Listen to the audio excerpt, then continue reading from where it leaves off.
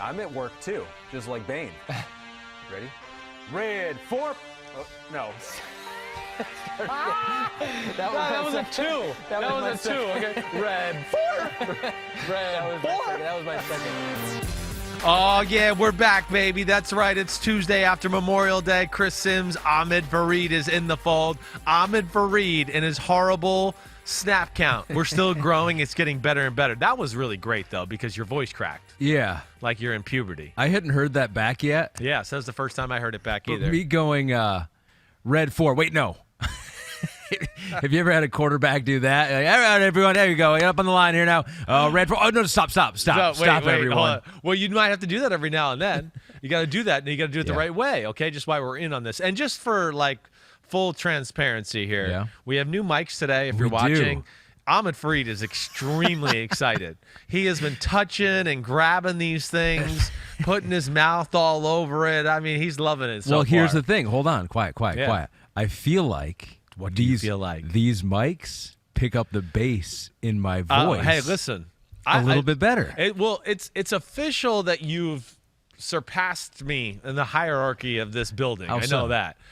Because I asked for these mics for 3 years and got unplugged ones that didn't work. You come in last Wednesday and are like, we should have mics. They sound better. I think they might look better too. I come in here today after the show. I'm in the office. Yeah. I see them over here hooking them up. I'm like, look at this guy. He says it one time, and they do what he says. Even I was surprised. I was very surprised by that. I'm glad you got it done, though. Craig and Tom hooked us up. Kristen as well. Yeah, I think they sound better, and that's the main point of a podcast, right? Is. They have to have. So tweet us. Do we sound? Is my voice? Do we sound? You sound sexier. silkier and smoother. Do I sound You silkier do. and You're smoother? right. And it is good to have the crutch of having the mic. Hold it's it. like nice to touch something, hold something, whatever. I don't want to touch or hold you. They're going to take them away. This is the only episode. Enjoy it. They're going to be gone next You're episode. the only podcast that could actually have mics taken away because of bad analogies or whatever. We'll go with the poor quality sound because it's just too weird with you guys with microphones. The snap count thing, though, just to hit on that real quick, right? Yes. You're red 4. Oh, hold on, wait. No, you wouldn't do it like that. You would not. But you'd have to have like a certain way. That is taught too, to like a certain way to ease into it. So, like, you don't get that right tackle who's, like, all jumpy, right? Because you always have a right guard or a right tackle. It's ready to go. Whoa, you just sounded loud, or that wasn't the normal rhythm or whatever. And you're like, yeah, but I wasn't even close to set hut. Why would you jump then, right? Yeah. Even though you went, like, red 4, and they know there's another red 4 and something else coming, they might jump because it was like easy. Because what if you're into color number set hut, right? Yep. So you do color number. And now you're starting that next color number, and all of a sudden Ray Lewis and Ed Reed are showing blitz, right? God. And you're like, oh, God, right. You're exactly what you're saying. You're like, oh, God, they want to tackle me, and I got to get us in the right play. So that's where you have to go, okay, red 85, red, easy. You have to go kind of walk over easy. So then they know we're restarting. I'm Right. about to tell you a new play. Calm down, and here we go. So that's another little tutelage that we're going to get to you with. So here. instead of red 4, no, hold on, stop. Sorry. No. Go. No. Go red 4, easy. Yeah, right. Easy. Okay. Real smooth that way. Now, did I have other guys on the team after I said, blue 85, and they turn around and go, wait, what's the play? Or, wait, what's the check or anything like that? Do you want All to the expose time. anyone? Do you All want to the time. expose anyone? I remember having a conversation with my center, John Wade, playing the Ravens, oddly enough. This is always the one that jumps out to me. But we have 2 plays called in the huddle because we're Gruden, and that's the way we do things, right? So first play's getting called, where I'm underneath the center, blue 85, he's making the check to what we're doing the first call, and then I go, wait, easy. Hey, check. I got to go to the other play. And he's so deep into the first play, he's there, and he's sweating all over my ball because he's swamp ass, and that's what he's doing, right? And we're playing Ray Lewis, and he's got Haloti and Nada over him, so he's nervous. And I can remember him turning around going, wait, what's the check? And I go, I believe it was a pass. I believe it was 200 jet smoke. Right? Okay. And we had the perfect look for it. Oh. And Ray Lewis knew that meant it was a pass, and he rechecked out of their defense and got them into something there. Right. And we ended up having to settle for a field goal in that drive. And I remember thinking, like, man, that's the NFL. That's how close it is. Like, if he didn't ask me that, Ray's not going to know we're going to throw the ball right there. I think it was like a 3rd and short or something like that. And we're going to have a great look. Maybe we score a touchdown, but now we leave 4 points off the board. And, that's life in football. Did you make that all clear to him after the play or after the game, your center? No, I think I did say something to him like later the next week. Like, man, we can't fucking do that again. Not with people like Ray Lewis listening who might know like some of the language and know how to piece it together that way. We'll get him on the pod. We'll tell him that your career would have been completely different had it not been for that one play. John Wade. It's my guy right there. Okay, so we told Kristen before the pod. We're on a little tighter schedule here. Yeah. We said we'll move things along. And we're like 10 minutes in. We've talked nothing about what we want to talk about so far. That's what we do. So what we will have on this podcast is we got 5 more of your top 40 countdown. We're going from 30 all the way to 26. Yep. I like this 5. This is a good 5. Okay. Homie's going to have a couple questions about the previous 5 or actually all the way back to everything. 40. Yep, everything. The previous 10. We have another 8 in the quarterback coach I Royal love it. Rumble I love countdown. Who could beat up Here whom? we go.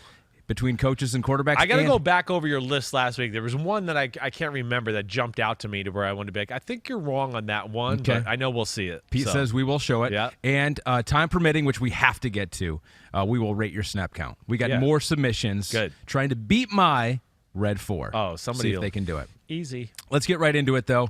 The top 40 countdown has made its way to 30. And at 30, for you, Chris, is... Mac Jones. That's right. The New England Patriots. Yes, for me, he is one of the 32 best quarterbacks in football. And yes, I have him as spot ahead of Jared Goff. I understand that. Yes, but I look at Mac Jones, as you heard me say throughout the whole draft. He's the most NFL pro-ready quarterback to come out in the draft. He is. And one, I think he's tailor-made to play quarterback in the NFL anyways, for his style and everything he does about his physical attributes, his ability to process and read coverages and do all of those things. That's where I look at Mac Jones. Plus, I don't look at him as a normal rookie, to where, I don't think he's as talented as Trevor Lawrence or Zach Wilson, right, who we're going to see later on in these rankings. Yep. But I do think as far as NFL ready is concerned, and I think he is the most ready. And then when you talk about some of those attributes that people want to hate on all the time because he doesn't look that cool in the uniform, but they don't want to really look at the results for some reason. I mean, whether it's, out of the rookie class, you could say most accurate passer. I could say best in the pocket, working the pocket movement, all those things. Best decision maker. Best ability to quickly read and react and go through, coverages and diagnose plays that way. So from all those aspects, that's quarterback play in the NFL. And that's where I love Mac Jones. Yeah, can he make some of the plays that I think a Zach Wilson or Trevor Lawrence can make? No, maybe not. But either way, I look at him from that standpoint to go, no, this is a little bit more than your normal rookie. And he played at Alabama. And a conversation I think you heard me say with my dad, I think maybe I don't know if you were here that day. It might have been Paulie B. But 17 games at Alabama is worth 17 more than 17 games at other places. It is. That schedule, who they play, how they're coached on a weekly basis, and then of course all the coaching that he got before that, before he ever played either, it makes you more pro ready than other places that are there for college, college football and the quarterbacks. So Mike Reese covers the Patriots for ESPN.com. He was at the OTA. He had some interesting quotes on how he's come in and really has hit the ground running, which is what you thought he would do, which was what a lot of people thought he would do. Pro-ready. Right. They just think the ceiling's not as high. Mike wrote, every throw from Jones in 7-on-7 and 11-on-11 drills Thursday seemed to go to the right place. There was little, if any, indecisiveness. He's probably further along. Now, get this. He's probably further along than any Patriots rookie quarterback at this point than anyone who came before him. Right. So he's including any Patriots quarterback who has ever come in as a rookie, including the great Tom Brady. He looks ahead, and he looks like he has a grasp of the playbook already. Now, could part of this be we've all been saying this for so long that we're looking for things to confirm that he's a smart guy who can make quick decisions? I mean, that could be part of it, but there's something impressive going on. There's something going on. This stuff doesn't come out of New England. This is not normal, right? This is not. And, they're not an organization to praise, rookies anyways. Yeah. I think there's enough chatter already for people like Mike Reese to go, wait, I'm seeing what I'm seeing, and I'm hearing enough positive things behind the scenes to verify that I think I am seeing what I'm seeing here. Yeah, he's not going to go out on a limb if the coaching staff He's or the heard people enough inside. people, Yeah. right. I told you before the podcast, the phrase I was told about Mac Jones that I share is blown away. That was the thing I was told by New England right off the bat. There, just blown away by how he's come in, kind of taking control of the team, his leadership, his personality, his charisma, all of those things are very real. Again, here's another thing that was just wrong about Mac Jones. Yeah, he looks like nerdy white guy. I get it.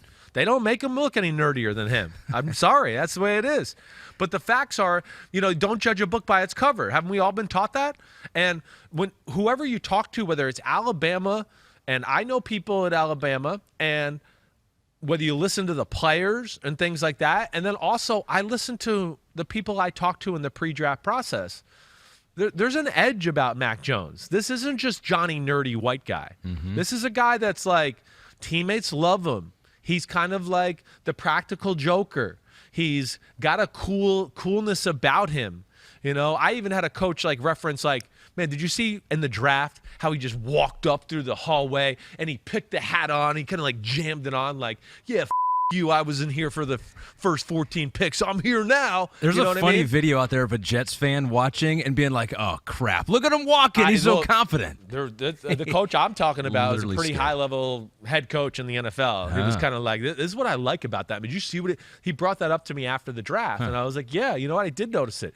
That is something that gets talked about a lot, so we'll see where this goes. But I do think, Can I read you the Kendrick Bourne quote about him? Thank you. That's where I wanted to go with that. Good energy. He goes, good energy. Awesome guy. Can feel his leadership already. He has a swag to him that I didn't know he had at first. There's something there. I've heard it from everybody from the start of this whole process. Now, you'd think any quarterback that played in college at a top program would come in with a certain level of swag. Sure. Now, they had Jarrett Stidham come in there last year, who you were fairly high on his talent level. Yeah, right. Doesn't seem like he had that same swag. No, and it sounds like he was a guy that they signed Cam, and he was just like, okay, I guess Cam's a starter. I'll stop fighting against this. Just let him be the guy. And I just don't think you're going to get that kind of reaction from a Mac Jones. I don't think he's that type of guy. I don't. And, again, you're right. All quarterbacks been successful in the NFL, college, come to the NFL, they have a charisma about them and certain things, but there are, just like anything, arm strength, decision-making, some are better than others in those departments.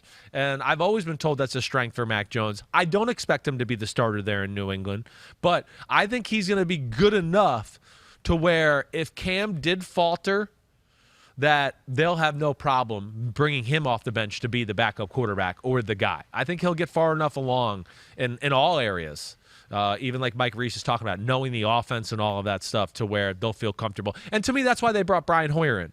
Yeah. I really think they got 4 quarterbacks right now. I think really Brian Hoyer's there to be the hey, if things really get crazy, you got experience and you're here, but you're the third stringer to help Mac Jones be the backup.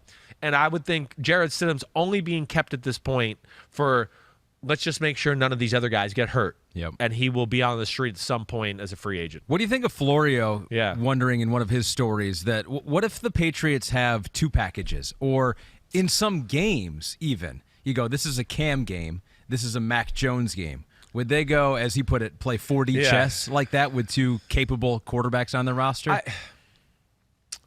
I don't want to ever put anything out of the realm of Bill Belichick and what he might bring to the table. I don't view that as something that they would do. That's all I'll say. I don't, just because in my experience working there or playing under Josh McDaniels in Denver and all that, New England's very into framing the quarterback. This is our team. This is the culture of our team this year. We're not going to have 2 alpha males dividing the locker room. Oh, I like the Cam Newton offense better. Oh, I like the Mac Jones offense. Do all that. I just don't think that's what Bill Belichick would do. So, no, I think whoever starts is going to be the starter. Cam is going to grow within the offense too.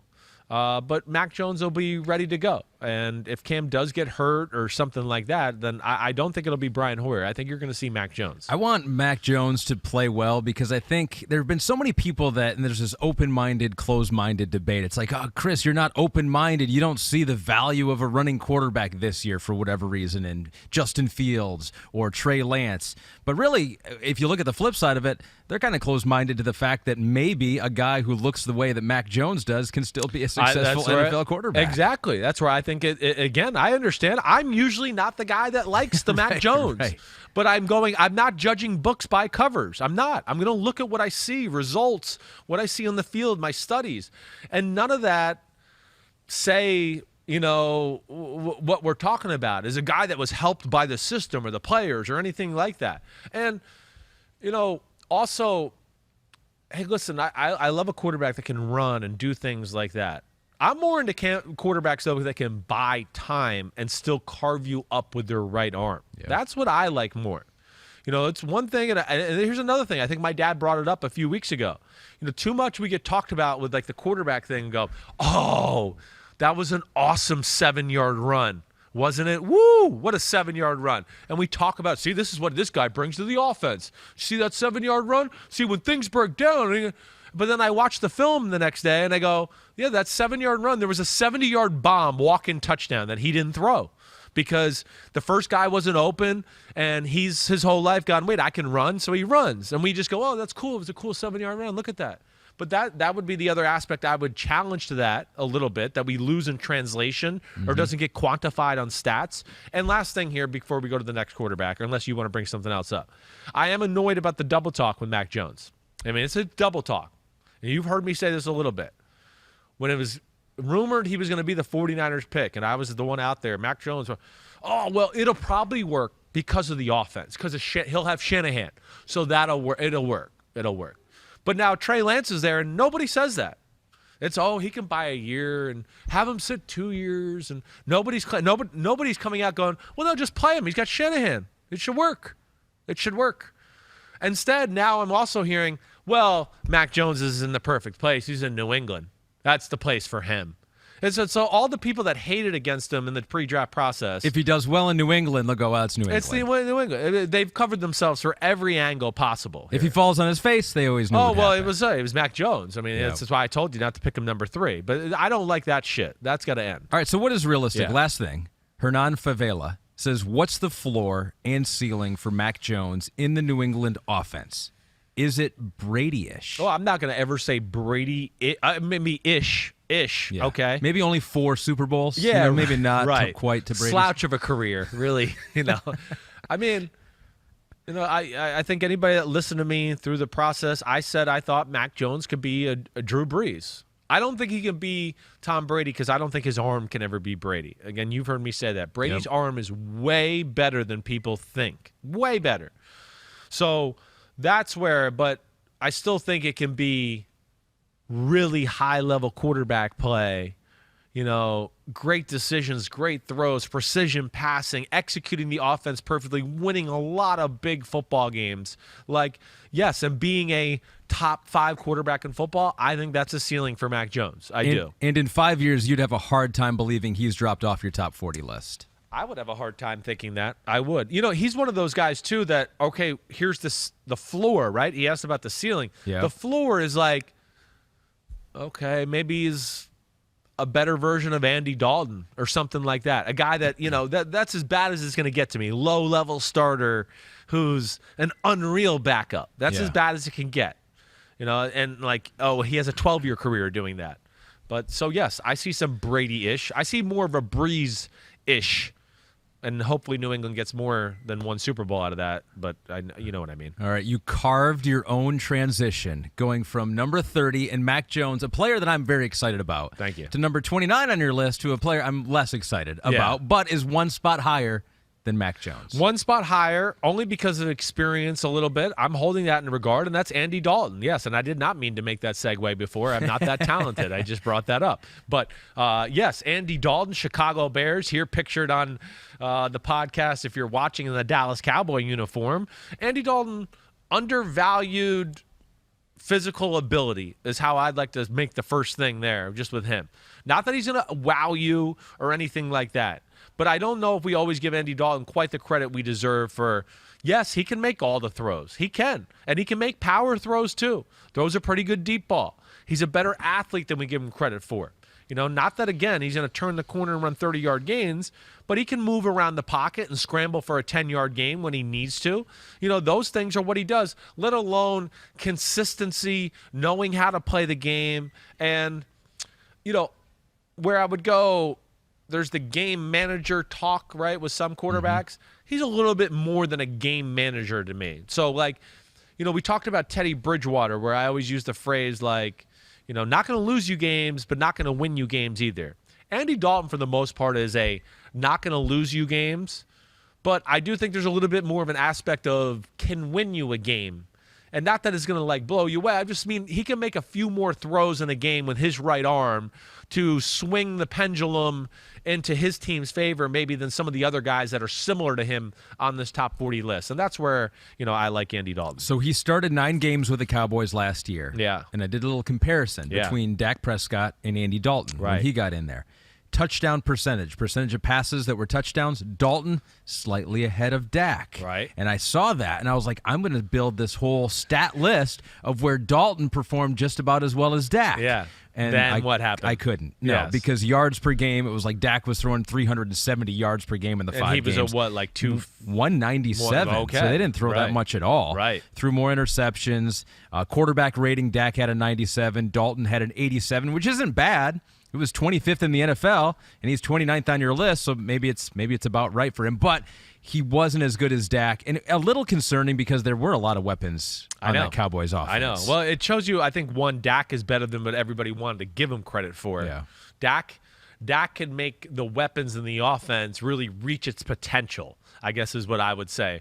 Where Andy Dalton, that type of offense as we're seeing there. And again, we can't always go by the stats too because they change the way they play a little too, right? Because they're going, wait, we can't just put as much on this guy's shoulders as we did Dak and expect him to carry the team and do that. He's not as talented. So that changes it either way. But yeah, he wasn't capable of making some of those big-time explosive throws that Dak Prescott. You can say what you want about Dak Prescott. His arm's big time. He makes a ton of explosive plays by standing in the pocket and making big throws down the field, let alone his size and things like that help him stand in the pocket to let those plays develop more down the field than an Andy Dalton too. So, a lot of good things. But yes, he's your guy here where he's 29 because of experience, played the game, is pretty consistent. But like some other guys we talked on the list, it's like, well, I like him, but I think we can do better. I think, and that's where he is. He's a low-level starter / really high-end backup quarterback. And, yes, even though I have him 29 and spots ahead, 8 spots ahead of Justin Fields, I would expect Justin Fields to close the gap as far as, experience, knowing how to play, and doing those things to get it close enough to where, yes, he does take over at some point during the year because there is more potential and more high-end play to be had if Justin Fields reaches his potential as compared to Andy Dalton. So you think it'll be Dalton week 1? Because that's what the coaching staff has said. Right. I do. But here's my thing, and this is I had to go on a Chicago, podcast, NBC Sports Network there last week. My big thing is, if I'm Chicago, I have a package for Justin Fields ready week 1. I mean, again, we know what Andy Dalton is, and we don't think the Bears are not going to the Super Bowl this year. We know they're not. They were a playoff team last year. I know, but I'm not ready to go Super Bowl. Yeah. I think it's more about the big picture of 2022 and what you can do from there on out with Justin Fields is really what you want to do. But if I'm the Bears, I definitely have a package for Justin Fields in week 1. And week 2, week 3, week 4, whatever. I'm going to put him in the game. We're going to get him experience. And I think I said this today on PFT, Ahmed. All right, hey, first drive of the game. Bears got the ball. Andy Dalton goes down. They kick a field goal. Great. 9-play drive, 76 yards. Good drive. Great. All right, next drive. Andy Dalton's still out there. Oh, they get a first down, and then they go 3 and out. So 6-play drive. They punted, blah, blah, blah. Oh, okay, it's still 3-0 or it's 3-3 or whatever. hey, let's put Justin Fields in for a series here. They're not ready for these quarterback runs we got to sign and all those. Let's bring a few of those in. Do that. Oh, and we got like 2 or 3 passes that he's real comfortable with, that we've schemed up, that we know are going to be real easy for him against this defense and things like that. Oh, he scored a touchdown? Well, maybe we keep him in another drive. Oh, 3 and out? Okay, we punt. We bring Andy Dalton in. I just feel like we could see that. And if you can show growth in those departments, and you get to week 3 or week 4, and now he's had a number of games and had some moments where he stayed on the field a few series in a row because of success, then I think you just go, come on. We know the situation here. Pick number 11, stud, 29th quarterback in Chris Simms' quarterback rankings. We know what he is. He can't really go much higher, even if he does reach his potential. That's just not what he is. Let's move on to the Justin Fields era. Justin Fields is going to excite the fan base. Dak Prescott excites the fan base in Dallas more than Andy Dalton. But if you want to compare Andy Dalton to maybe some favorable comparisons, you can do that with the Bears quarterback since 2011. Kristen, do we have that graphic? Because it's not like the Bears have had a ton of great quarterbacks and quarterback play. Mitch Trubisky, they were hoping he was going to be the guy. And so we're taking a look here on YouTube. The numbers, pass yards per game is up. Touchdowns, it's all actually pretty similar. Andy Dalton fits right in with the Chicago Bears quarterback since 2011. He really does. I thought he would be a little bit better than them, but I'm not going to lie, I did too. I thought I was going to see a little bit more of a difference there. Win-loss, he has the edge, but we don't necessarily like to give that only to the quarterback. No, exactly right. I mean, listen, it proves that obviously he's been playing at a pretty consistent level. He won a lot of games with the Cincinnati Bengals, went to the playoffs. All those things they're real, all of that too. I could also sit here just with Andy Dalton for that sake too. Like, we always talk about, yards left on the field. What's there to be had? Did you take full advantage of everything you had there, right? Well, that's something I could fight back with Andy Dalton too. Yeah, he went to 5 different playoff appearances, but I also go, well, I think there's some other quarterbacks we could have put on that team in those years, and they would have won one of those playoff games. There's things like that too. They were more talented than losing 5 years in a row, and there's something about the leadership, the attitude, or something that doesn't quite wear off on the rest of the team when Andy Dalton's the quarterback, as it does other guys.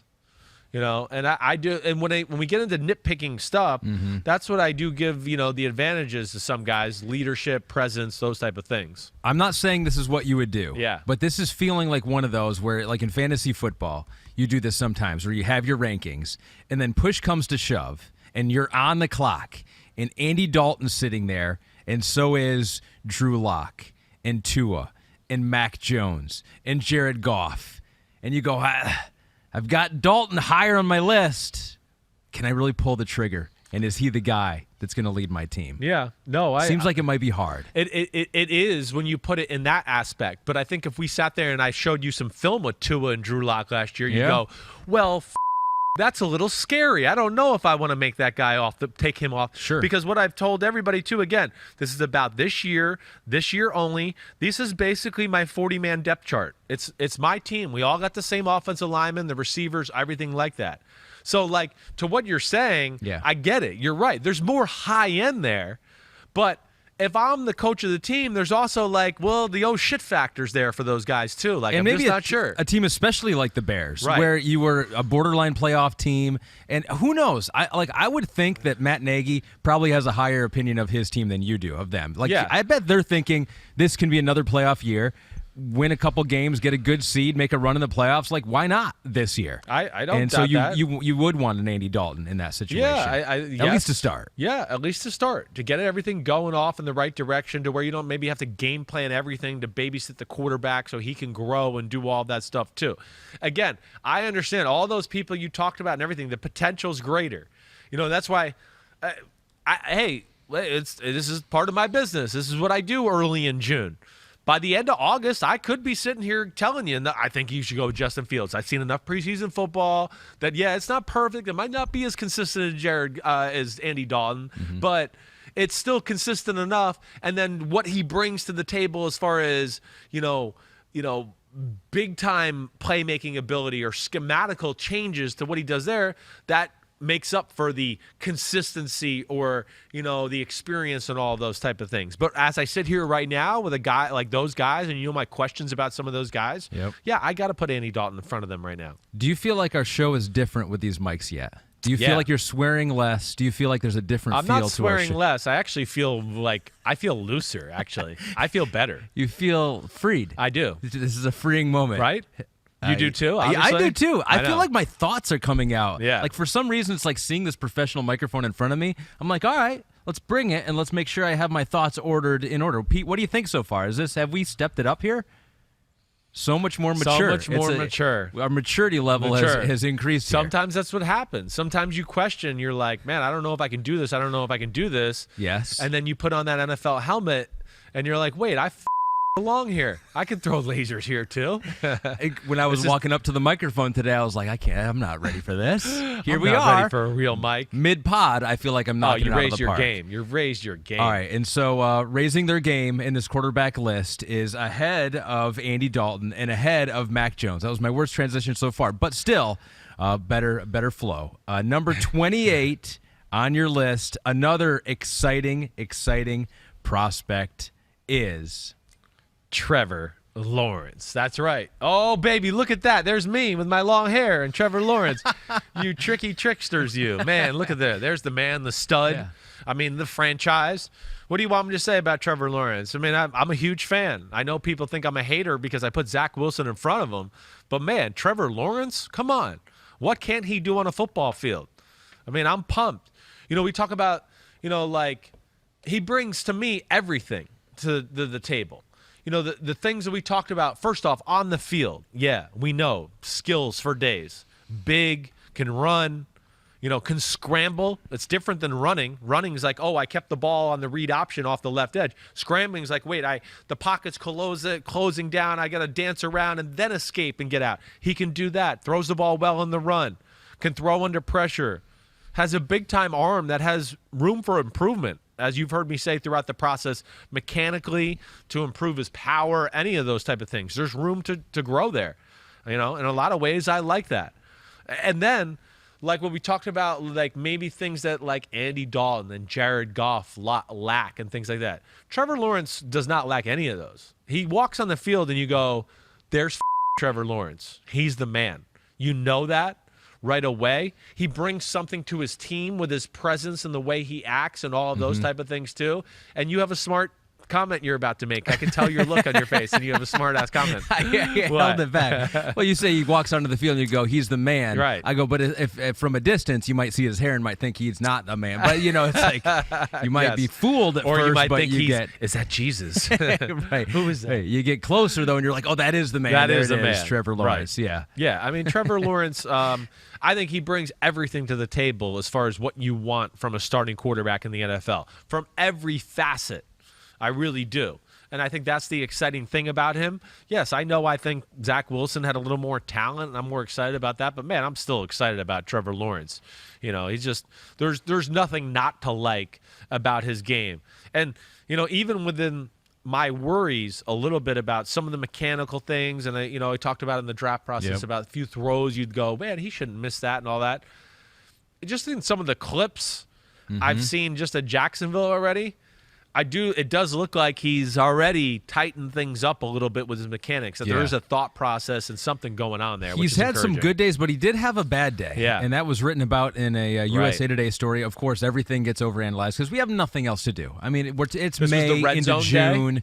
It was the red zone day. Right. Yeah. Did you guys talk about this no, on we PFT? didn't, but I also can read. So I'll read you this story. It said, on 4 of his passing attempts, he overthrew receivers, and 2 ended up as pass breakups. In all, he misfired on his final 7 attempts. Now, Urban Meyer was asked about it after practice. He said, yeah, he had a great day yesterday and an okay day today. He said a big reason is the red zone emphasis. That's obviously a very hard area of the field. Urban went on to say the field changes, especially against NFL talent all over the field, and defense had the upper hand today. It just wasn't for him today. Yeah, it's hard. It's the hardest thing for a rookie quarterback. Red zone offense for a young quarterback in general. It's first off, you're getting used to the NFL where everything's quicker. Then you get in the red zone, and the field feels like you're like, am I on a Pee Wee football field with Giants here? Like, there's nowhere. Where do you throw the football? So the decisions even come quicker than the normal NFL quarterback decisions. The field's smaller. The defense only has to think about going forward. There's nothing behind them to worry about. So they're always in a position to explode going forward and react and make things tighter that way. And you're going to be more safe with throws down there too, which can lead to, maybe at the 50-yard line that would have been complete and you would have put it here, but you don't want to throw an interception in the red zone. So you put it in a really safe spot. Let me throw it high and outside just in case my guy misses it. It goes out of bounds. It doesn't pop in the air and become an interception that way, whatever it may be. And that can lead to it too. So I don't read too much into that. And I think we'll probably hear more of that as we go. Also too, like with stuff like that too, hey, when it's 7-on-7 in its red zone, the defense knows you're going to throw the ball every play. When they have the thought of the run, that makes things easier too, which will make life easier on a Trevor Lawrence. So Trevor Lawrence was a star at Clemson. Kristen, do we have his 3 years there? Because I think always the danger with players like this, and you see, where was it? 2018, he was pretty good. Then 2019, I think that was, all 3 of his years were all pretty phenomenal, good. Right. But always the danger is that we write the story in a guy in 2018, freshman quarterback. Oh, this guy's unbelievable. He's going to be the next great thing. And then we don't want to revisit that story, even if we have evidence to the contrary. Now, you put Zach Wilson ahead of Trevor Lawrence. Is there a chance that everyone's gotten a little ahead of themselves on this quote-unquote generational talent of Trevor Lawrence? I'll say, I heard like Peyton Manning and Andrew Luck, right? I don't know if I was willing to go quite there right yet, but I think there's the potential to be that kind of guy. I do. Just like I say Zach Wilson has a chance to be Rodgers or Mahomes. Yeah, Trevor Lawrence has a chance to be a new age Peyton Manning or an Andrew Luck that way. Peyton Manning, but it's evolution. It's 23 years later, and he's a little faster and things like that, right? That's always how I look at him. In a lot of ways, he has a similar throwing motion, too, to the Mannings that way. The sky's the limit. And I think the awesome thing with Trevor Lawrence is the best thing, how we talked about other quarterbacks on their floor. To me, the floor with Trevor Lawrence is he's only been the 15th or 16th best quarterback in football for the 12th year in a row. Right. He never really got to be that top 5 guy, but as bad as it got, it was he was still a good starting quarterback for a long time. And maybe we won a Super Bowl. So that's the great thing about Trevor Lawrence. He's such a safe pick. He's certainly safer than Zach Wilson. I recognize that and see that. I had my conversations with my dad during the draft process about this a lot because he was like, I think if I'm a GM, I'm taking Trevor. He goes, but I'm a little bit of a chicken that way and conservative.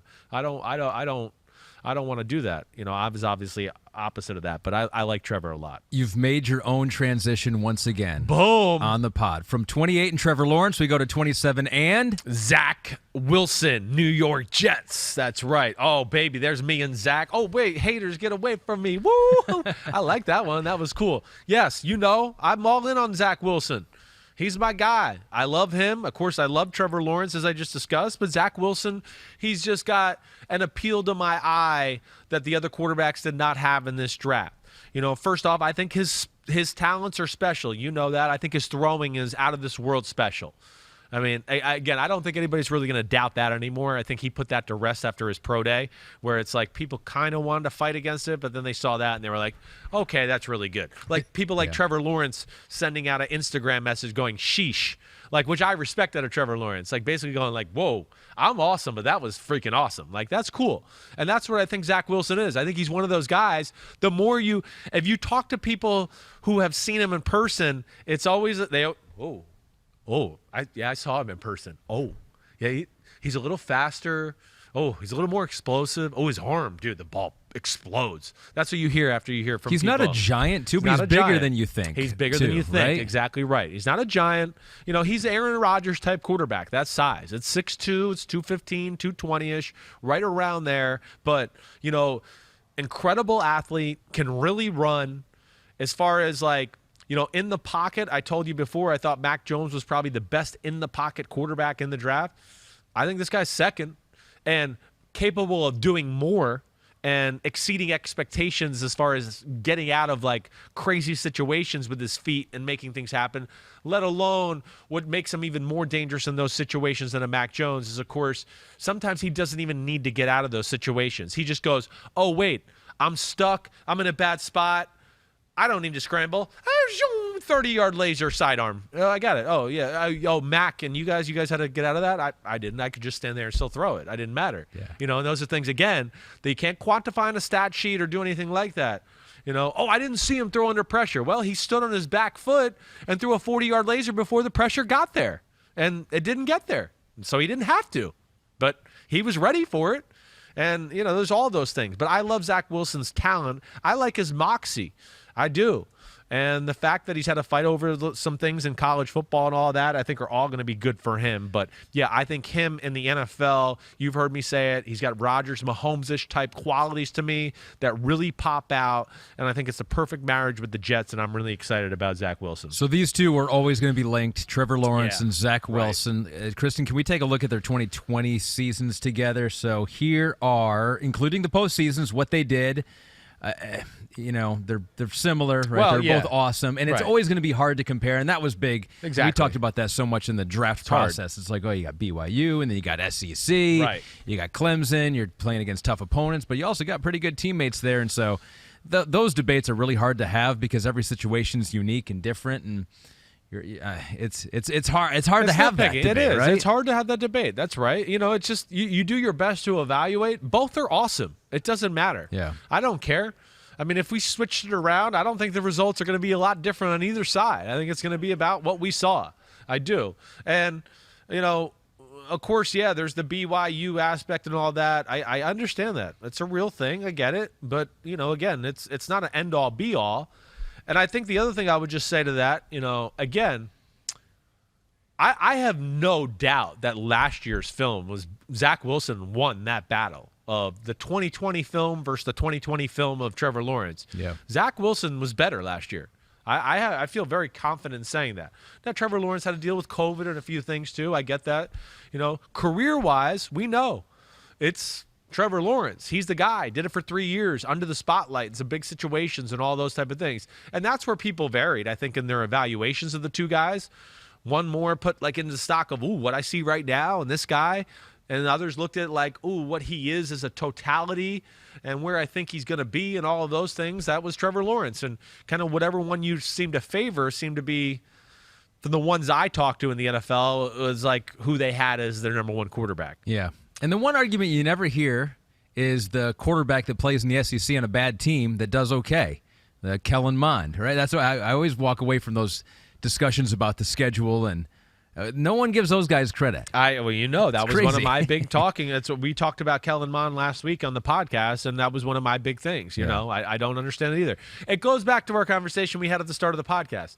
For some reason, some people get this excuse, and this one doesn't. I'm giving this guy this excuse. This other guy has that same excuse, but I'm not going to let him have it. I don't know, but either way, I think both of these guys, I think both went to a place where the systems fit them. They've gone all in on them as their quarterbacks to support them with players and things like that. And not that I expect eye-popping, amazing rookie years, but I think it's going to be – I would be shocked if both didn't have good years where we came away and went, there's some growth, and I like what they're doing here. Let's get into that comparison because Mehmet305 asked a good question. Which rookie quarterback is set up to have the most success in year one based on his weapons, O-line, offensive coordinator? So we'll just do Lawrence and Wilson here. Yeah. So we'll go the better weapons. Who has the better weapons? Jacksonville Jaguars, New York Jets. Ooh. I'm pulling up the pull up the teams. I am. I'm pull up the here. teams for both teams here. I'm excited about what the Jets have done with Corey Davis and getting Michael Carter, of course, in the draft and doing all of that. But still, I guess Jags might have a better running attack. ETN and Robinson, what he did last year. I'm probably going to go with the Jaguars. Okay, because of their offensive lines are nothing special. I think Jacksonville's O-line's maybe a little further along than the Jets. Jets have better tight ends. I do think that the Jaguars have the better wide receiving core right now. I think when you just look in, first off, DJ Chark is a borderline star at receiver. Yeah. He's a definite number one, really good. Laviska Shenault that does a really good job. He's better than I thought he was going to be. Getting Marvin Jones, I think I look at those three. That's a pretty good three, let alone with you're talking about with the 2 running backs. Yeah. The Jets, there's potential for them to be better. I just don't know if I can call it right now with Corey Davis and, Denzel Mims, who is going to be in the second year but was hurt a little last year, and Elijah Moore, who they drafted in the second round, and Michael Carter, the 4th round.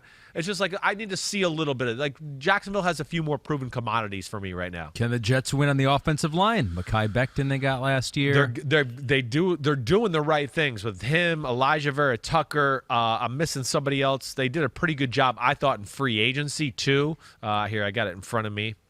Just with some roundabout guys. Oh, it wasn't free agency. I think I'm thinking of free agency 2 years ago.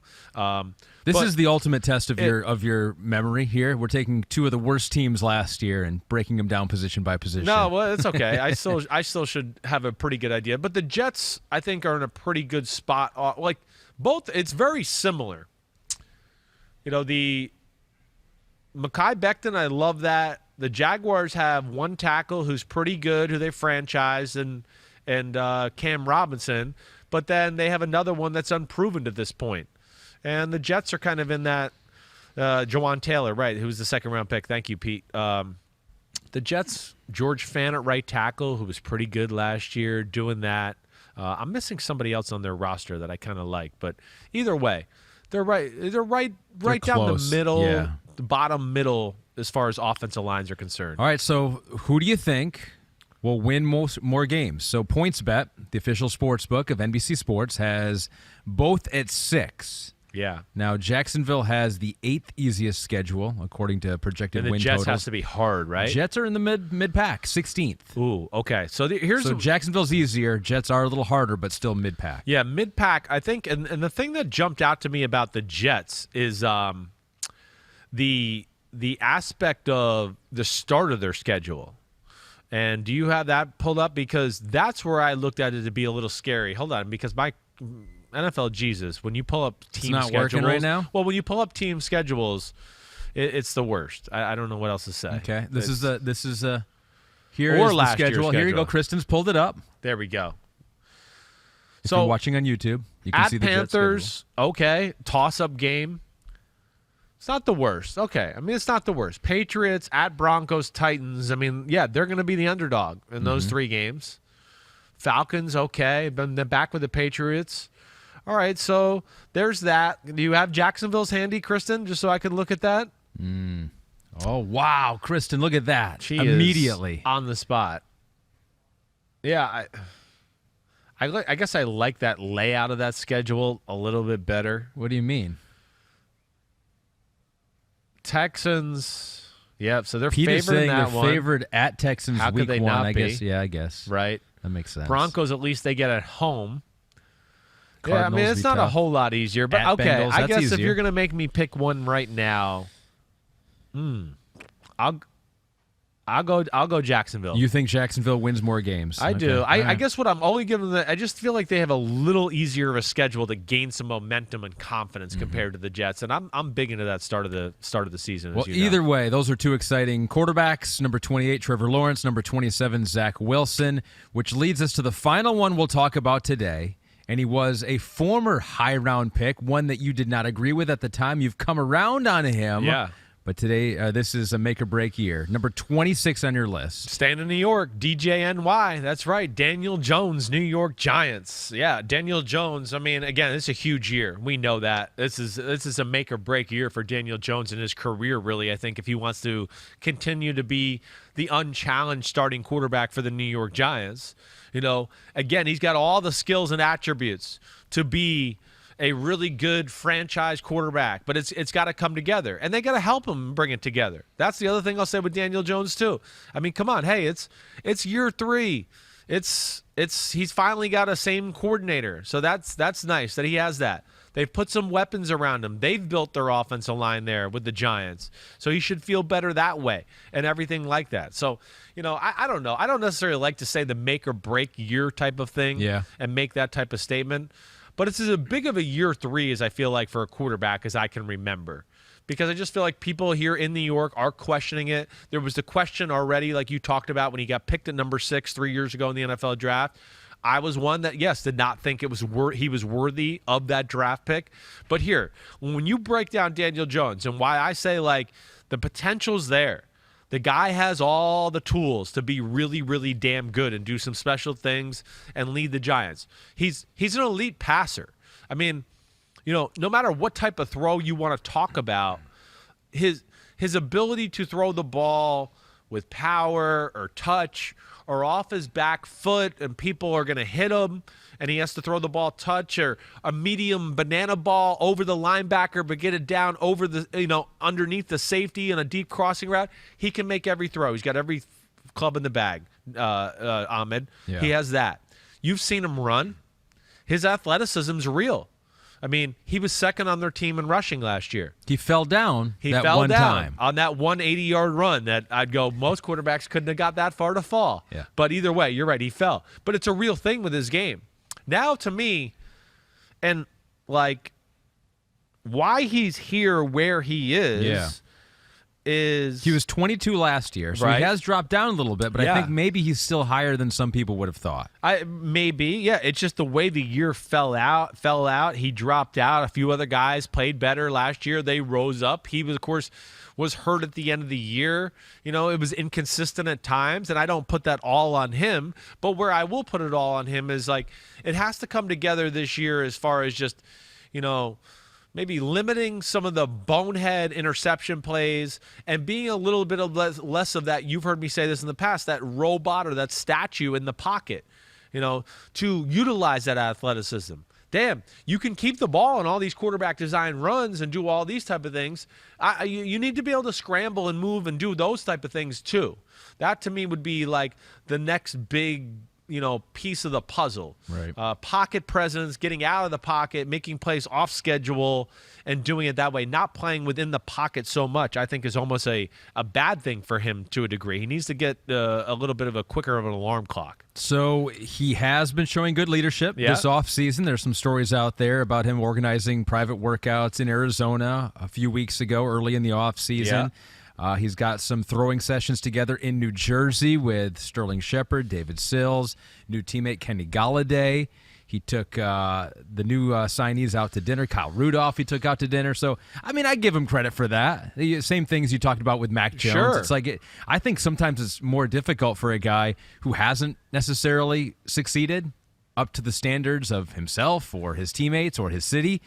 And he's still trying to show the leadership out there. I don't think that's always easy to do. It's not. It's like as compared to the guy who has yet to do anything, but we're all kind hopeful. of, yeah, right? But we're hopeful for you, but we've seen you fail too. Yeah. So what are you? You're right. It's not always easy to stand up and be that guy and lead that way. What do you think about his turnovers? Because do we have his 2019 versus 2020? Here are his numbers. Too much. He had fewer touchdown passes this past year, 2 fewer interceptions, but still a lot of fumbles. But, Chris, his first 8 starts, he had 13 turnovers, 9 interceptions, 4 fumbles.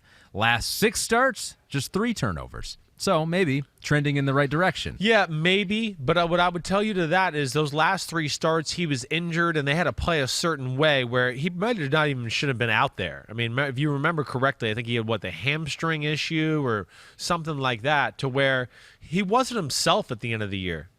He was not. Yeah. Which also could have led to less aggressive play calling and things like that too, to limit some of those things you're talking about. But it's either way, it's got to improve. It does. It all goes back to the pocket thing. It's all about the pocket conversation. I think of both areas as I think about this, right? The fumbles happen because he sits in the freaking pocket too long. He tries to do what the coach says and, I'm going to say here and go through the reads and do that. Get the hell out. Let's go. 1, 2, 3. Okay, he's not there. We got to move. We got to make a move. We got to step up in the pocket, look for scrambling lanes, try to get out, do something like that. That, to me, is the first problem. Too many fumbles that way. Like, I think of, even the Cardinals game where he had the one return for the touchdown. I mean, he was oblivious to the guy coming around to him and taking the ball out of his hand. I believe it was Hassan Riddick who stripped it, but maybe I'm wrong. But, again, I love that he's so tough and he looks down the field. I'm actually going to say, no, look at the rush just a little bit more. Look, just a little. The great quarterbacks are looking at the rush now. That's it. That's over. I'm just telling you. You know where you used to go, eyes downfield. No. Mahomes and Rodgers and Josh Allen don't have 3 eyes behind their head. They're looking at the rush from time to time because they're gauging it. Wait, nobody's open. Let me see where the rush is. Am I okay? Let me look one more time. Is Stephon Diggs there? Oh, no, he's not. Let me make sure I'm not going to get hit again. Let me look back up. You know what I mean? That's part of the NFL now. That's where the level of play has gone. So it's different than, my era, my dad's era, and Peyton Manning got to stand in there and just look downfield and get crushed. It's different. It's a different game. So that, to me, the fumble department, I think it's the same thing in the interception department, too, at times.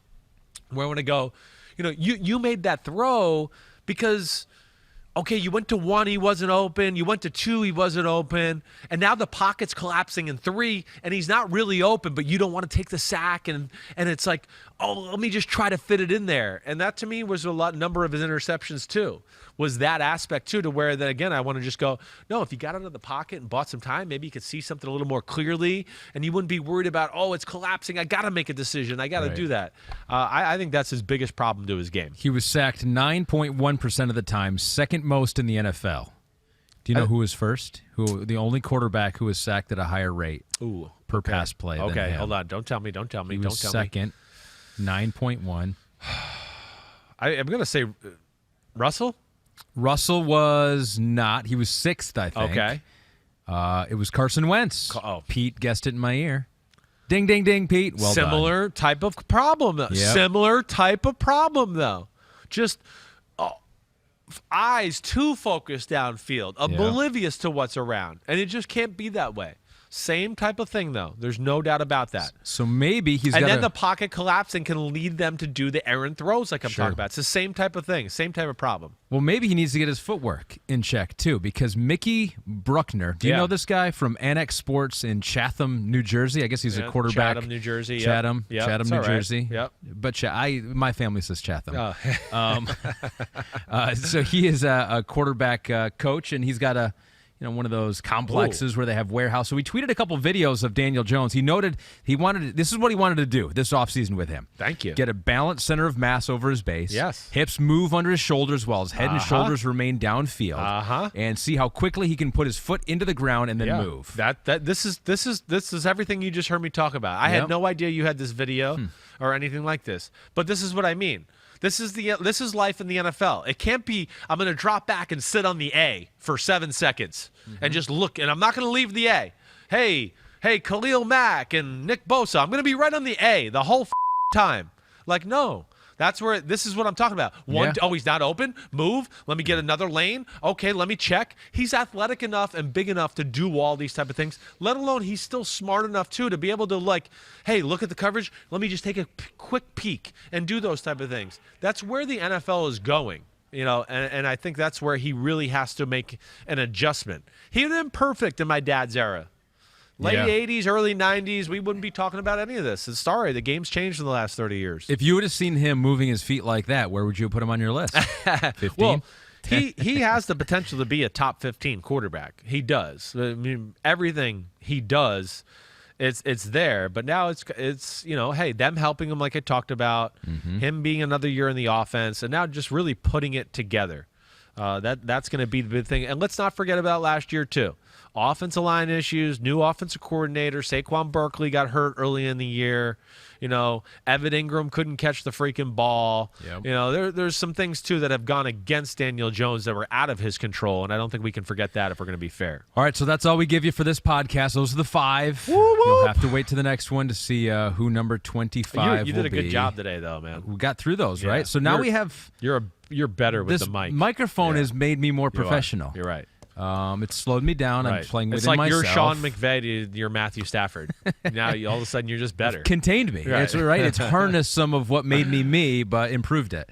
Let's get some questions from the homies here. Okay. And I think that was a good time to get into maybe a couple quarterbacks who are not going to make your list, because I think up to this point we thought, well, maybe they're on there. They're just higher. I think now it's become obvious that they're not going to make it. And one guy was 30th last year on your list. Yeah. This comes from Tanked for Trevor. Says, absolutely love the throwback Chuck Taylors for Reed. Oh, thank you. He's following our instructions of a specific compliment. Yes. Watching and then complimenting a specific thing. Thank you for that. I'm wearing them once again. He said, but does this mean that Gardner Minshew does not make the top 40 cut this year? 30th last year. He didn't make it. He was right on the edge. As I told you before I told Ahmed before the podcast because he was bringing up Gardner Minshew, and I just said, yeah, he was a tough one. I had like 3 spots, my last 3 spots left, and I had a list of like 5 or 6 quarterbacks that I thought were worthy of those last 3 spots, and I left him off. I did, yeah. Again, Gardner Minshew is a little bit falls into that category of like, Case Keenum, Teddy Bridgewater to a degree. I think there's a little bit more of a playmaking ability maybe than Teddy Bridgewater. I'll say that. But, yeah, it's still early in his career. I need to see more, and there's been some guys who've rose and some talented guys that have come into the draft. I mean, through the draft, obviously. You're not writing him off, though. I'm not writing him off. Yes, I think he was a really tough one. And, yeah, he's a guy that he could be in the top 40 for years to come as a really high-level backup or something like that. Either way, he's dancing right around it. All right. The next one is a name that I think is going to shock a lot of people. Shouldn't by now, but yeah. I think there are fans in Philadelphia who have they're thinking then. I'm sorry. Their quarterback as a top 25 quarterback in the NFL. Jalen Hurts is not in your top 25. He is not in your top 40. No, he's not. And I'm not sitting here like proud to say it. I didn't do it to create any headlines. But, yeah, the way I look at it, I don't think he's as good as any of these 40 guys I got here. Again, I understand his running. It's good. Throwing, I still have major concerns about. And I can show you tons of throws on films that just go, listen, this is not acceptable in the NFL, some of these throws. So, yeah, there's a lot more I got to see from that aspect. And, yeah, I look at Jalen Hurts as kind of still a project and a starting quarterback a little bit. I don't mean this to be disrespectful, but by default because of a weird situation in Philadelphia, not necessarily that he, like, grabbed it by its horns and just blew everybody away and, oh, my gosh, wow, he's so good, we got to keep him on the field. No, I still have way too many questions to be answered before I can throw them on here yet. Let me give you a Julio Jones question because let's break away from the list just for 1 second because we did get a question from Cat JK. Right. Does Julio Jones fit the Patriots system, or would he be frustrated there? And I hope that Philadelphia fans don't think we just moved on from Hurts so quick there. But, yeah, you're insensitive. But we have. We're on time limit here. What about Julio and the Pats? I mean, I love it. Can Julio, for lack of a better way to say it, check his ego at the door, a little bit? Yeah, I don't think your stats will be the same there as maybe some other places. Cam Newton's going to be the quarterback, right? I expect them to be at least. Maybe they will be in year 2 if Mac Jones takes over and the offense changes a little bit. But that's where, you're going to really sacrifice winning. And maybe not a weekly 8 catches, 124-yard type stat line. You might have weeks where it's like, no, you had 3 catches, you had 48 yards. Next week, you might blow it up and kill it.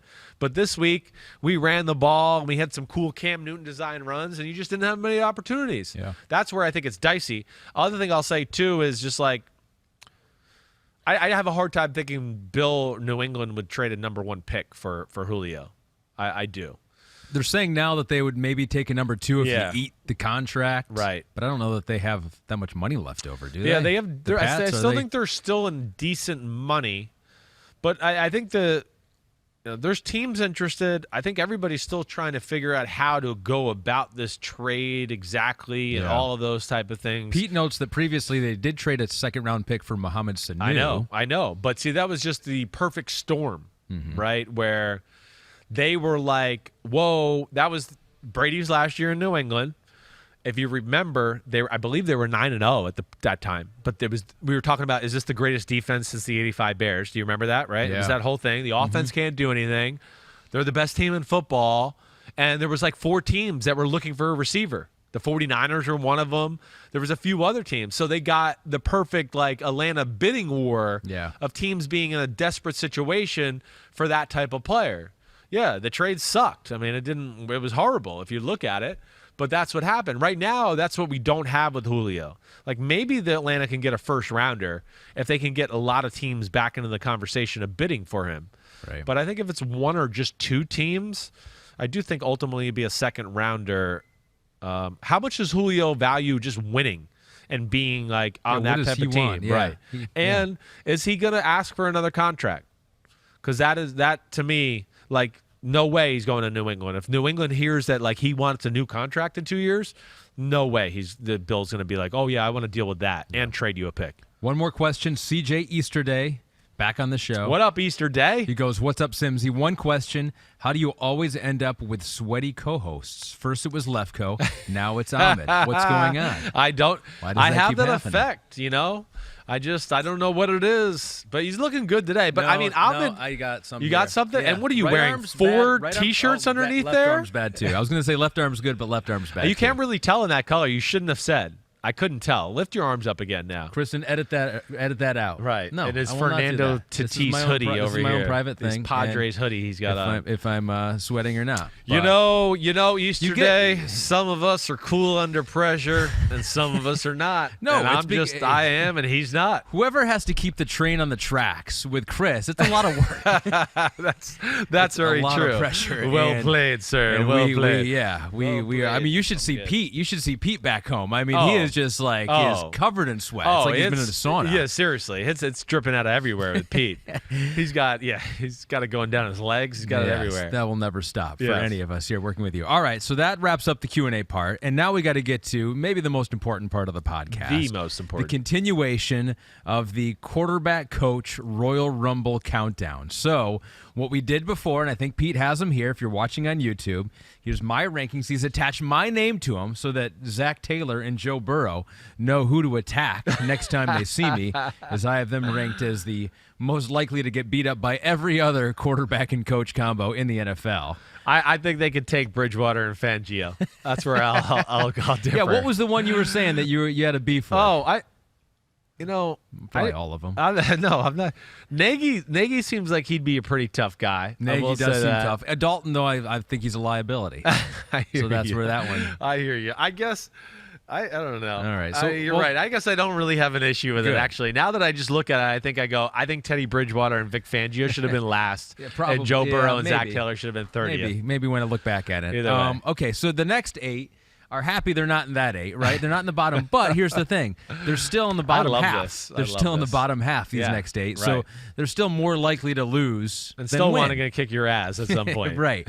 Number 24 for me here on the list, the Seattle Seahawks duo of Russell Wilson and 70-year-old Pete Carroll. Turned 70 in September. Yeah. So Pete Carroll's now 69.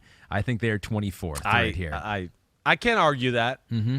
I think Russell would be a handful. You know, he's athletic. He's stout.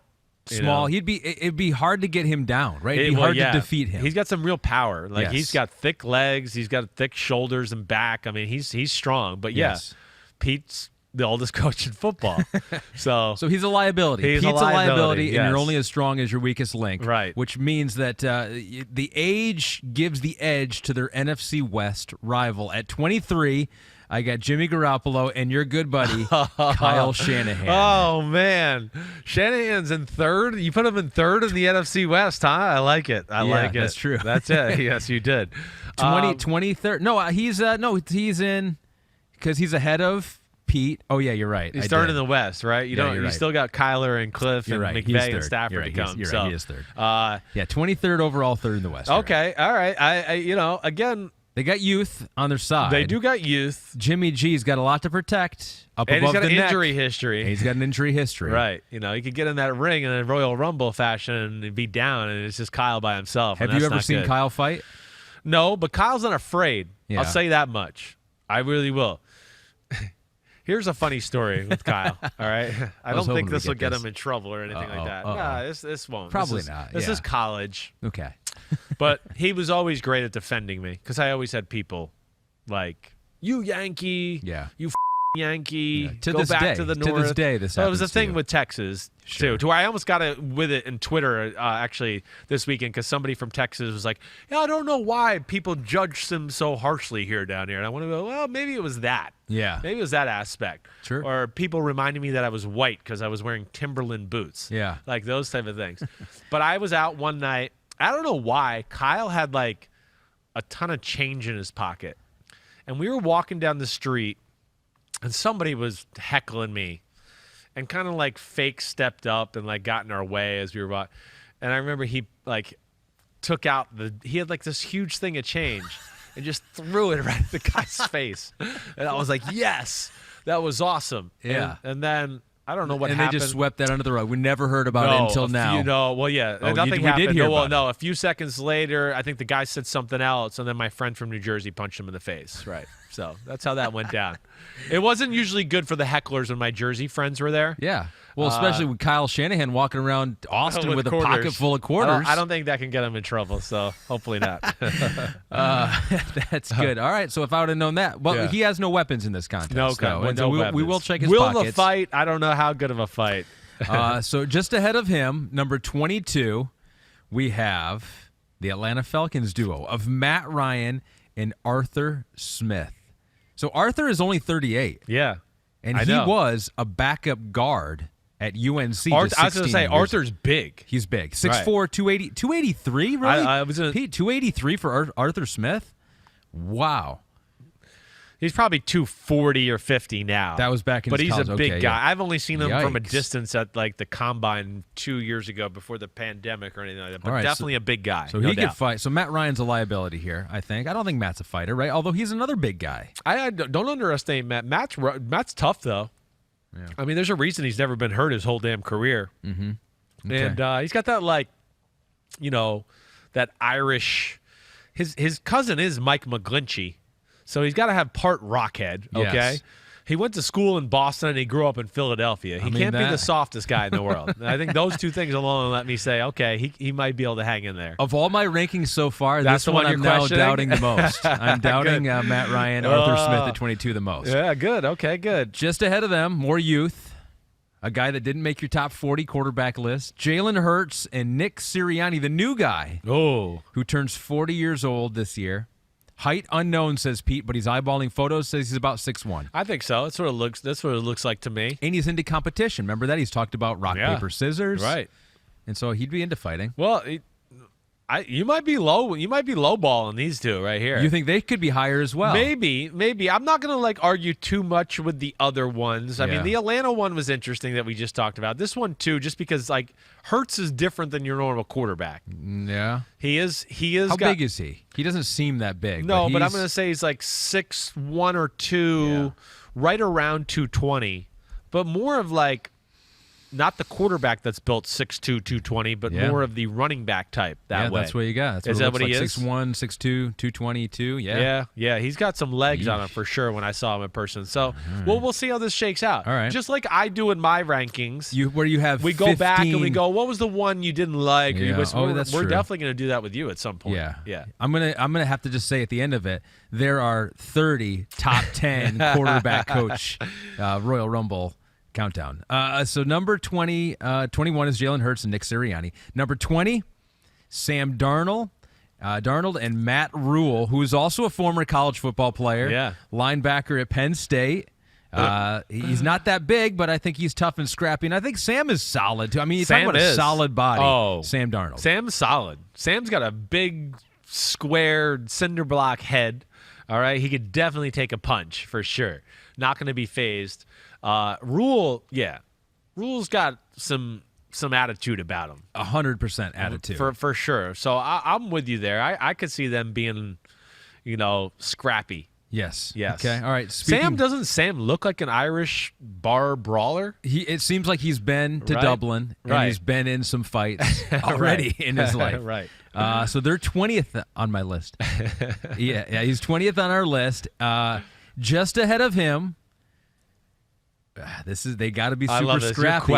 He's questioning his own list now. I love this. When you reveal the list, you're supposed to be certain. When you talk it out loud, you Yeah. start to go, wait, this doesn't sound right. No, this one does sound right, though, because I think these two are very scrappy, even though they might not be the biggest. This is 20 or 19? This is 19. Kyler Murray and Cliff Kingsbury. Now, Cliff is big, 6'3", He's just almost as tall as me. turns 42 in August. Yeah. And he Stays in shape. He stays in shape, of Yeah. course, right? Yeah. You got to keep that whole look He's together. Ryan Gosling. And Kyler, while small, I mean, talk about quick and speedy and be able to Mighty manipulate. Mouse. Yeah, Mighty Mouse. Right. I don't have any problems with this. Yeah. I think they could do some damage. I definitely do. Yeah, Cliff's tough. Mm-hmm. You know, he's a scrapper himself. And yeah, I would say Cliff's 6'4", sneaky more muscular than people realize. He is in shape still. And Kyler, people like Kyler, listen, there's a reason he can run 4.2 and things like that. Why? Because he has really powerful, explosive muscles. Yes. He'd be the kind of guy where I'd go, I don't want. Yes, you wouldn't want it. He'd be a pain in the butt. And who knows? Like when he does a punch, he's a former baseball player with a swing. He's probably got good side oblique areas. And His power is he'd have real some power in every facet. I think, I'm feeling better about this. Right. 19 Plus, you're also ranking for like, them. can I hit this guy? He's quick and moving around. That's you true. gotta You take couldn't that get a into clean it. punch in on Right, him. Right. That's a good point. Yeah. So they're 19th, and I feel very confident about that one. Good. I'm going to reveal two more. 18 is interesting. And on paper, you might think they should be lower, but I think they would be a deadly combination, or at least mid-pack in the NFL. At 18, the Dallas Cowboy duo of Dak Prescott and Mike McCarthy, who did play football as well in college. Wow. A tight Wow. end at Scottsdale Community College in Baker University. I feel like this has got to be too low. Oh, you think they should be higher on the list? Man, Dak Prescott's got to be one of the all-ass Solid. kickers at quarterback. Yeah. Mike McCarthy's a big dude. Offensively, though, as a fighter, I think he'd struggle, right? He'd be in the Andy Reid category, though, of it'd be tough to take him down. And what I think they could do is they could say, all right, Dak, Mike McCarthy, I'm going to take on both these guys. They're going to try to beat me into submission. It's not going to work. They're going to wear me down. Right. They're not going to defeat me. Yeah. And then, Dak, you come up and clean up the scraps. That might have to work. Yeah. I mean, McCarthy, he's thick. Like, McCarthy, I want to say is like 6'3". Yeah, 6'3". That's what Pete notes right here. 6'3", and of course he's a little overweight, as we know. So he's above 300 pounds. He's above I'm guessing. 300. Yeah, we'll just. So be I don't nice, know what his 300 movement plus. is. But he doesn't need it, right? No. Just be there, be the sponge, Right. Take all the abuse, A little bit of the sumo guy. tire him out, Right. And then let Dak come in and throw Dak the will come haymakers in. and knock you Correct. out. Right. So he does the rope-a-dope part, and then Dak comes in and throws the knockout punches. I like that. All right, You might be low on that one. I'm not sure about that. I'm not quite sure the strategy I was thinking here with 17, but I'm going to defend it. He already knows 17 can't beat up 18. He already knows. You talked me back into 19 with Kyler and Cliff. Yeah. You talked me back into that one. 17, this could be a surprise. The Minnesota Vikings duo of Kirk Cousins and Mike Zimmer. Now, here's where I'm going with Mike Zimmer. So Mike Zimmer, you look at Mike Zimmer. He is not a guy who's going to lose a fight, right? So if he's about to go down, something illegal is about to happen. Like Mike Zimmer's going to figure out a way to illegally win this fight. How dare you? And so I have him 17th on the list, who, by the way, he turned 65 on Saturday. So happy birthday, Mike Zimmer. You think I'm way too high on That's your dumbest ranking yet. Yes, I don't think they take either one of the last two guys you talked about, the groups. Dak or McCarthy or Kingsbury and Murray. They both whoop them. But Zimmer's tough as hell. Mike Zimmer's tough. Tough as hell. He'll beat the crap out of Florio. I know that for sure. Did I ever tell you that story? No, they fought. Florio said something about him once, right? I know it kind of pissed Zimmer off or whatever. So we had Zimmer on the show, and I said, hey, you want me to get him for you? You want me to take him down? Yeah. And he goes, I can handle him myself. I love it. It was awesome. I think Zimmer would know, like, you know those things where you put pressure points? Yeah, pressure points. Right. Mike Zimmer knows He'd pressure touch points. you on your trap, and you'd be Yeah. like, and you go to down your knees. immediately. Right. He might. Yes. He might be that kind of guy. Like Zimmer in his prime. Yeah. I wouldn't mess with Zimmer. I'm with you in everything you're talking about. Tough as hell. Yeah. Run through a wall. Probably could get punched in the face and laugh and punch Exactly. you back. Right. 65-year-old Zimmer. I don't know if I'm going to get behind High that. school wrestler, Pete notes. Right. Yeah. Yeah. He 50 years ago, he could break an arm if you get in a compromising position. Right. So all right, I'm Make gonna you say uncle. I stand by my ranking of 17. All right, we'll get into the next. We'll get into the upper half next time. I'm with you. Before we go, let's do a couple snap counts. Okay. From the homies. Yeah. Kristen, you ready with this? We'll start with Coach Bilgren on Twitter. Sent not only a snap count, but the huddle, up to the line, everything. So, Kristen, if we can take a listen. Okay, guys, here we go. Huddle up.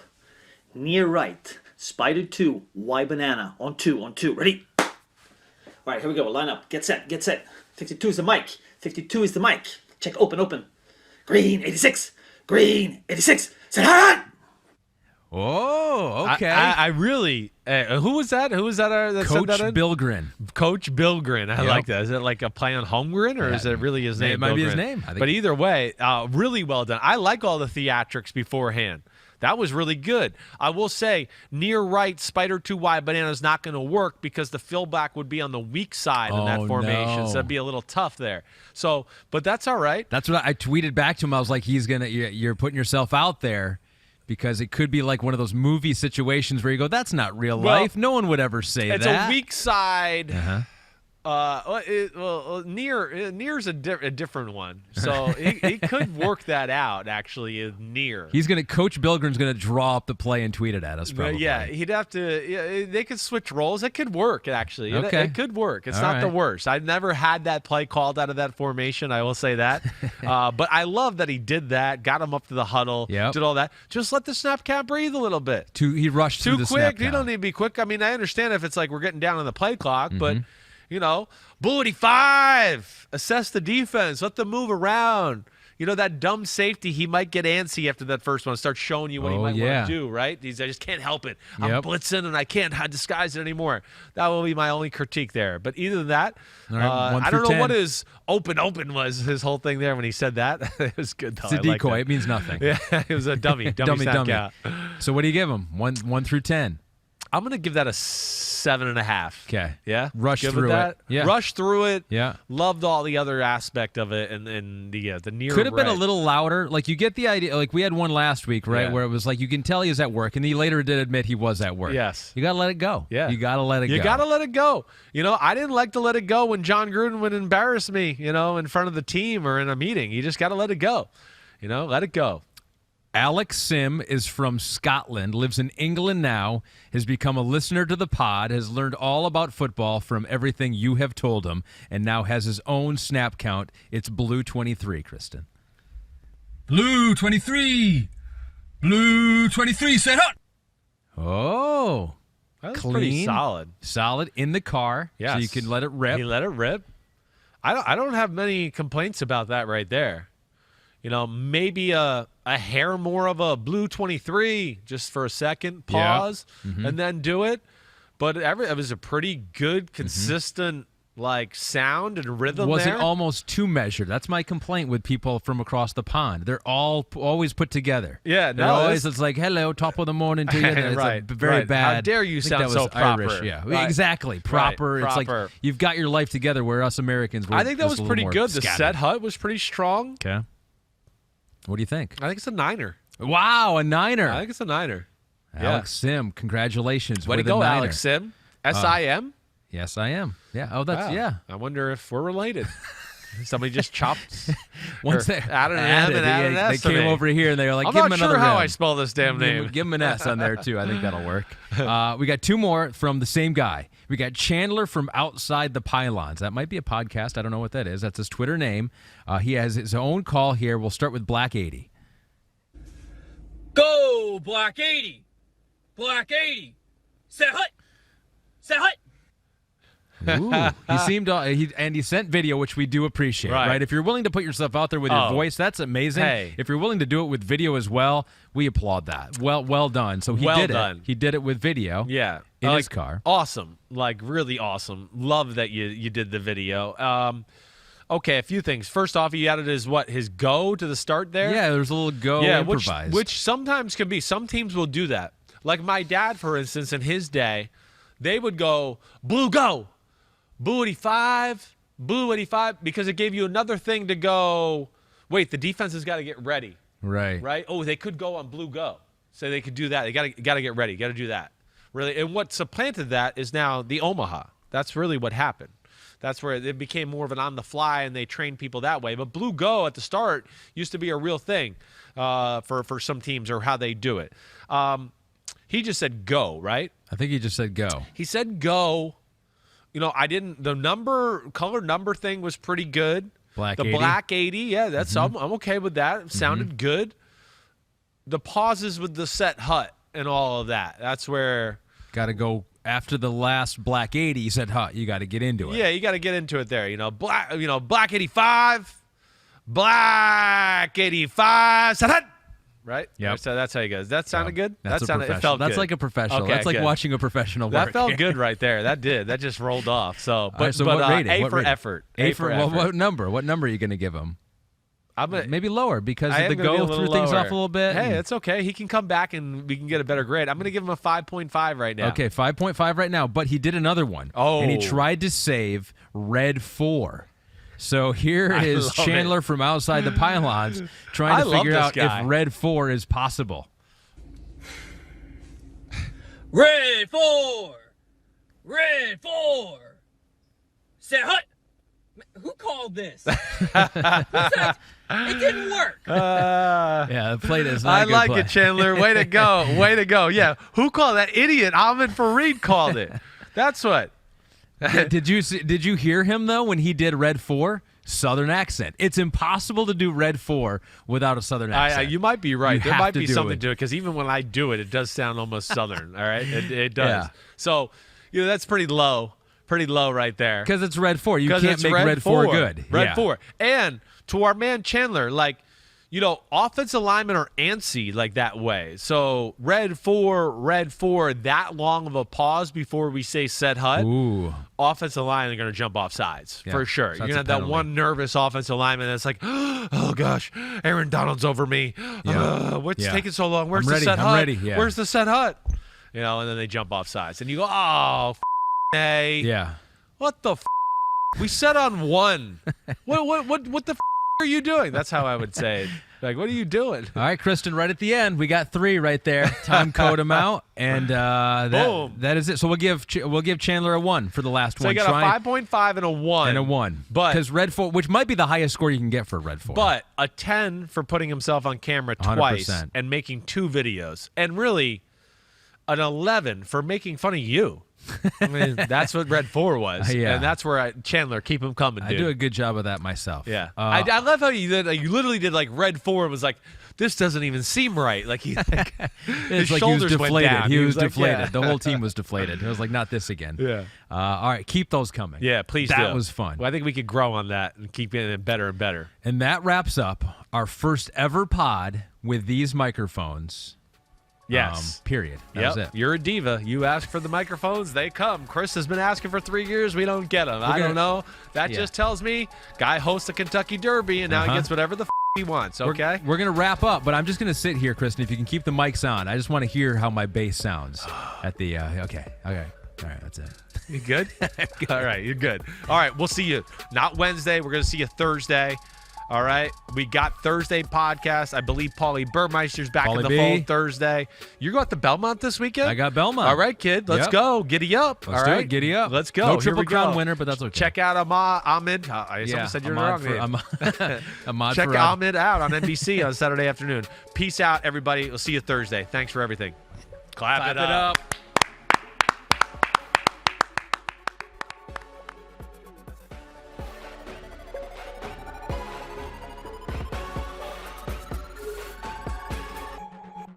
Yo, what's up? Come on, man. Subscribe on YouTube to Chris Simms Unbuttoned podcast. I need you. Please hit the subscribe button, please.